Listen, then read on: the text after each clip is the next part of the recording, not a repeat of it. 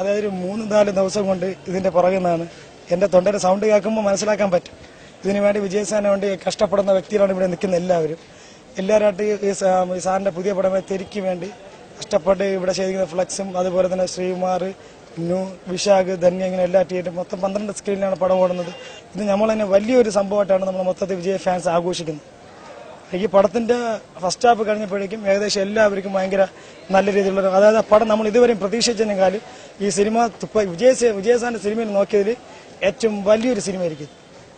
ഈ സിനിമയുടെ record collection ആയിരിക്കും കേരളം എന്നല്ല, മൊത്തത്തിൽ നോക്കിക്കഴിഞ്ഞാൽ ഓൾ ഇന്ത്യൻ ഓൾ വേൾഡിൽ തന്നെ നമ്പർ 1 കളക്ഷൻ ആയിരിക്കും സിനിമ. പടം എങ്ങനെയുണ്ട്?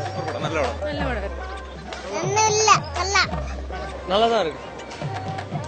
പടം സൂപ്പർ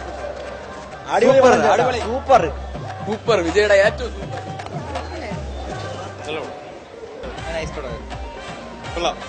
അടിപൊളിയായിരുന്നു. കുഴപ്പമില്ലായിരുന്നു.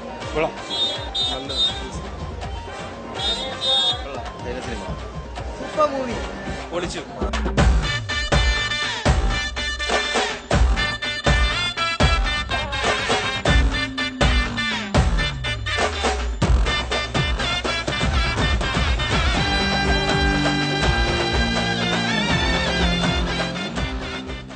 അണ്ണ ഇളയ ദളപതി വിജയ്ക്ക് അണ്ണന് വേണ്ടി ഇന്നലെ രാത്രി മുതലേ ഉറക്കമൊഴിച്ച് കാത്തിരിക്കുകയാണ്. അണ്ണനെന്ന് വെച്ചാൽ ഉയിരാണ്, ജീവനാണ്. ഇതിൽ കൂടുതൽ ഒന്നും പറയാനില്ല. എന്റെ ജീവനാണ്.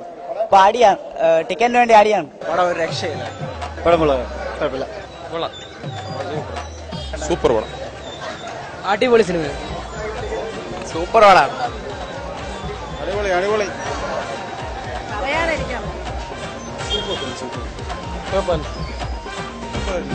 അടിപൊളി.